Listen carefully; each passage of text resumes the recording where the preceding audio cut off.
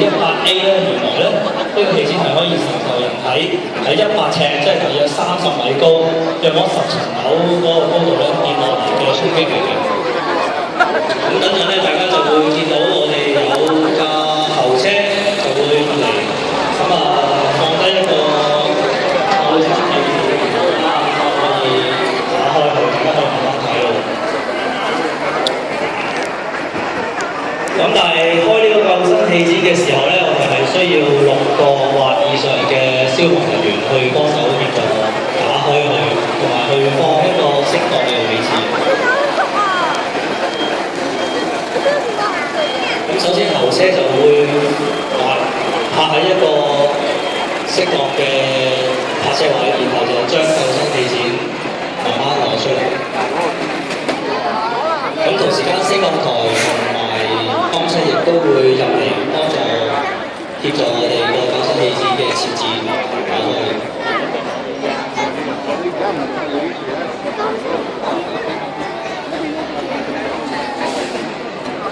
咁大家睇到啦，後面由個入口入嚟閃緊燈嗰架就係我哋嘅泵車，而另外一架亦都係閃緊燈，跟住泵車後入嚟嘅就係大搶救車。咁同時就即刻落車幫助後車嘅同事就打開我哋嘅救生氣墊。咁好啦，氣墊嘅底墊已經攞咗出嚟，準備鋪喺適當嘅位置度啦。而救護嘅同事亦都到場，包括救護電單車同埋救護車。咁喺一個真實嘅跳樓嘅事故入邊咧，救護同事係好重要嘅，就係負責幫我哋處理跌落嚟或者會跌落嚟嘅人士。咁大家睇到啦，有2個紅色正方形嘅機器，咁大家估下嗰個係咩嚟咧？係啦，呢個就係風扇。咁風扇我嚟做咩咧？就係將我哋嘅氣墊吹起佢。咁氣墊我哋見到啦，我哋消防員都要6個人去搬，你諗下佢有幾重咧？咁其實咧，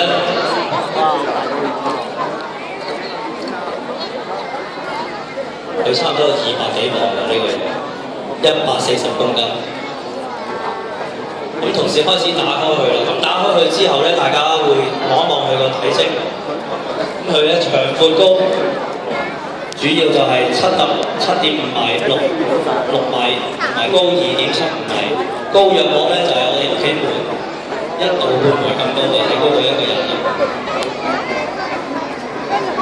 咁消防同事好快就將個氣墊打開，而風扇亦都好快就放咗電，就準備放落嗰個消防救生氣墊度。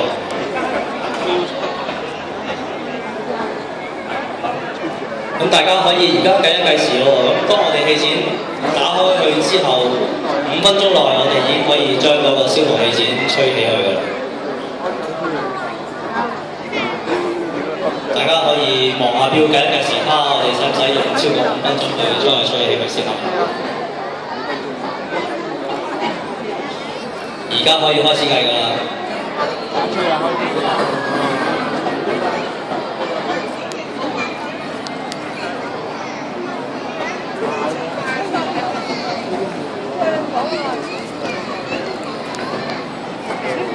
咁同時咧，亦都將個氣墊慢慢揚起去，等嗰啲空氣快啲進入我哋嘅氣墊入邊。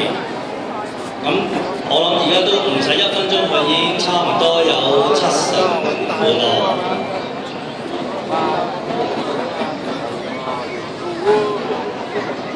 咁我介紹翻啦，其實我哋消防處每區都有一個救生氣墊嘅。香港總區咧，其實就有西灣河消防局、港灣消防局同埋沙灣消防局嘅後車上面就有設置呢個救生氣墊。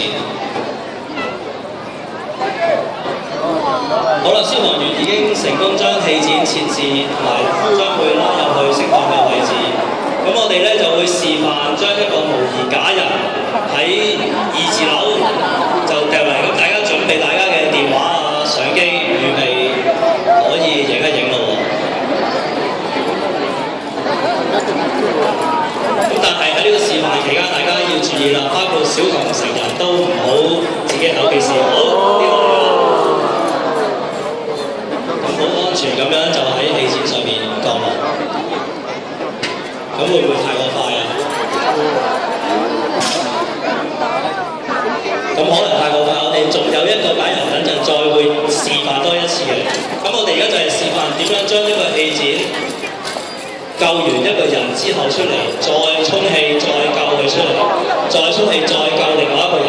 咁維持咧係唔會超過1分鐘嘅，大家就可以計下時間，我哋有冇超過1分鐘？咁救護同事咧好亦都將傷者咧接咗，然後處理佢之後就送去醫院。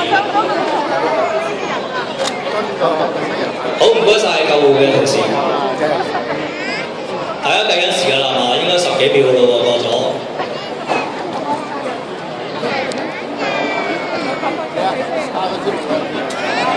咁再重複一次啦，包括成人、小童都唔好口鼻試啦，呢個係受過專業嘅訓練，包括掉嘢落街呢個動作，我哋係有氣墊，係有消防嘅救生氣墊，我哋先會做呢個示範。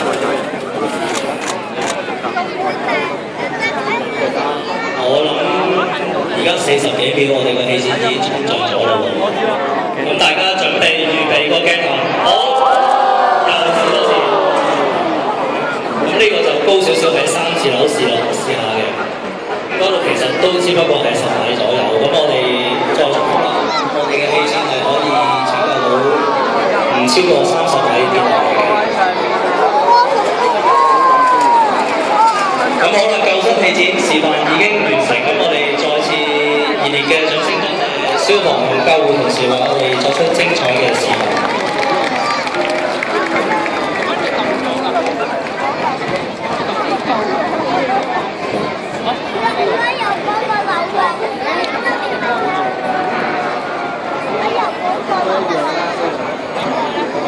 跟住落嚟咧，我哋就會有一個高角度嘅拯救示範。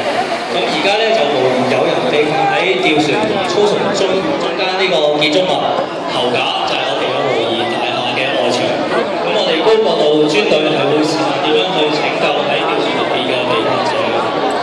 咁好啦，頭先講咁多次高角度，大家其實咩叫高角度咧？原來咧喺水平線60度以上作出一個拯救嘅地方，我哋嗰個就為之係高角度。咁有冇低角度咧？其實係有嘅。咁例如攀山拯救係一啲斜路咧，我哋都嗰啲就為之低角度。咁我哋睇翻呢個示範先。咁我哋喺頂樓度，同事就已經設置咗2個固定點。好啦，大家睇到啦，第1名拯救者就會完繩落到去肇事嘅位置度，就對被困者作出評估同埋處理。你睇下同事身上其實都好多工具啊，帶咗。好啦，同事已經去到被困者嗰個位置啦。咁佢就會為被困者着上呢個拯救用嘅救生衣。咁我哋簡稱做 B suit。咁大家睇下嗰件 B suit 係點樣嘅咯喎，可以雖然遠咗少少。件 B suit 咧就好輕嘅啫，2.1公斤，咁約莫係4磅左右。但係佢可以救咧就救220公斤，即係約莫係差唔多500磅嘅人着上身都可以冇問題嘅。好啦，喺着上拯救用嘅救生衣嘅同時咧，頂樓對落一層嘅第2名拯救者亦都準備好啦，佢就會用電動上升器到達待救者嘅位置，咁然後就會安全咁樣送佢去一個安全嘅樓層。咁大家睇下呢個電動上升器係我同事嘅右手揸上黑色細嚿，其實係可以負重差唔多500磅嘅負重力嘅，而佢每分鐘係可以行到22米。咁500磅，你諗我2個同事加埋最多都係200零磅嘅，咁其實綽綽有餘。咁而家第2名拯救者就將被困者扣咗喺佢同嗰個電動上升器嘅位置，緊固咗之後咧，佢哋就會用每分鐘22米嘅速度上翻去安全嘅樓層度。咁同樣啦，呢樣好明顯係一個受過專業嘅訓練，所有大人小朋友都唔好搞嘅事。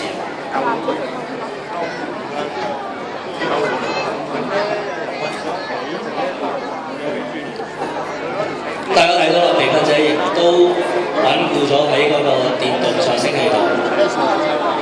而我哋電動上升器就緩緩咁樣將拯救者同埋被困者同時間向上升，帶到去一個安全嘅位置。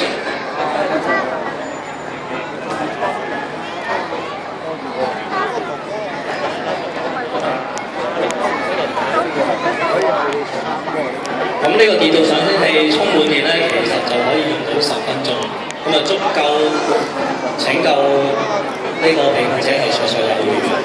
因為我哋同事嘅工作效率非常之高，亦都會好快咁樣將個被困者救到去安全嘅位置。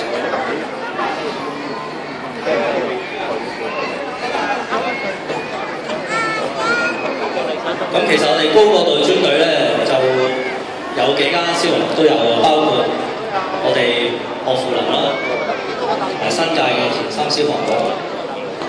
咁佢哋主要咧就係負責應付高空嘅事故，包括我哋海洋公園嘅登山纜車，如果有事故，佢哋會出動。